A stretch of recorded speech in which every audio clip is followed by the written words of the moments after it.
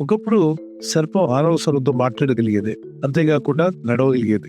ఏదైనా తోటలో దేవుడు ఆదామును ఉంచినప్పుడు దేవుడు తినకూడదని చెప్పిన చెట్టుఫలాలు తినమని అపవాదైన సాతానుడు కుయుక్తి కలిగిన జంతువుల్లో ఒకటైన సర్పమును ఎంచుకున్నట్ట. ఇది ఆది సర్పం కాదు, గడి సర్పం కాదు, ఇది సామాన్య అడ్వర్ట్ స్నేక్. ఇది చిన్న శైలిలో అనకుండా ఇది ఇంకా పెరిగి చాలా పొడవుగా పెద్దగా మారుతుంది. అయితే ఆది సర్పము ఘట సర్పము అనేది కాళ్ళతో నడవగలిగింది, మానవ స్వరంతో మాట్లాడగలిగింది. అభయతకు వచ్చి దేవుడు తినొద్దని చెప్పిన చెట్టు ఫలాలు తినమని చెప్పి ప్రేరేపించింది.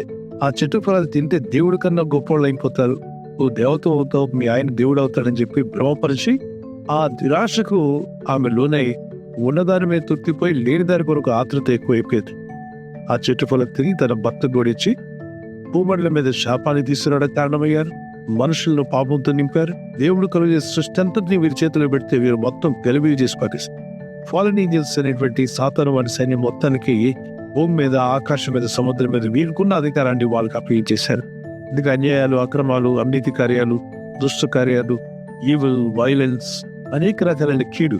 ఒక సర్పం యొక్క మాట విని ఆ స్త్రీ పూర్తిగా తనకి ఇచ్చినటువంటి దేవుడిచ్చిన ఆధిక్యతను, దేవుడిచ్చిన ఆధ్యాత్మిక జీవితాన్ని, దేవుడు ఇచ్చిన గొప్ప మహిమకరమైన జీవితాన్ని కోల్పోయి ఏదైనా తోట నుండి బయటికి నెట్టివేయబడి పాపం పాలైపోయారు. పరిశుద్ధ గ్రంథం చెప్తుంది, ఏం వినుచున్నావో జాగ్రత్త, ఏం చూస్తున్నావో జాగ్రత్త, ఏమి ధ్యానిస్తున్నావు.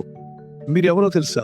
కొన్ని సంవత్సరాలుగా మీరు ఏం వింటూ ఉన్నారు, ఏమి నమ్మారు, ఏమి తలస్తున్నారు, ఏమి ధ్యానిస్తున్నారు, ఏమి తింటున్నారో, ఏమి పిలుస్తున్నారో అదే మీరు. సో మీలో ఆ ప్రభావం వచ్చేస్తుంది.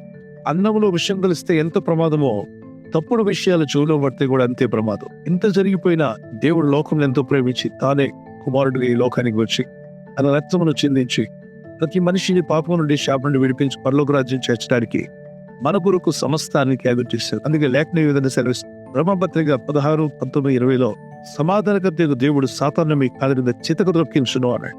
అంటే ఇలాంటి సర్పాలను తొక్కేయకండి. ఈ సర్పాలు తొక్కడానికి కాదు, ఇవి దేవుడు పెట్టిన సృష్టిలో ఒక భాగం. అపవాది, వాని దూతలు, చీకటి శక్తులు, ఇవి నీ కంటికి కనపడకపోయినా అవి నీకు విరోధంగా మీరు చేసే మంచి ప్రయత్నాన్ని ఫలించకుండా పలు విధాలుగా ఆటంకాలు కలుగు చేస్తూ, మనశ్శాంతి లేకుండా చేస్తూ, గొడవలు, గలిబిలి కలుగు చేస్తూ, నెమ్మది లేకుండా చేసేటువంటి కీడు చేసే దురాత్మలు, మిమ్మల్ని పీడించే దురాత్మలను దేవుడు విడిచిపెట్టడు. నువ్వు ఆయన విశ్వాసం నుంచి ప్రార్థిస్తే నీ పాదాల కింద వాటిని చితక దొక్కించి నీకు, నీ కుటుంబాన్ని గొప్ప జయమును, ప్రభువును గ్రహిస్తాడు. God bless you. మిమ్మల్ని దీవించునుగా.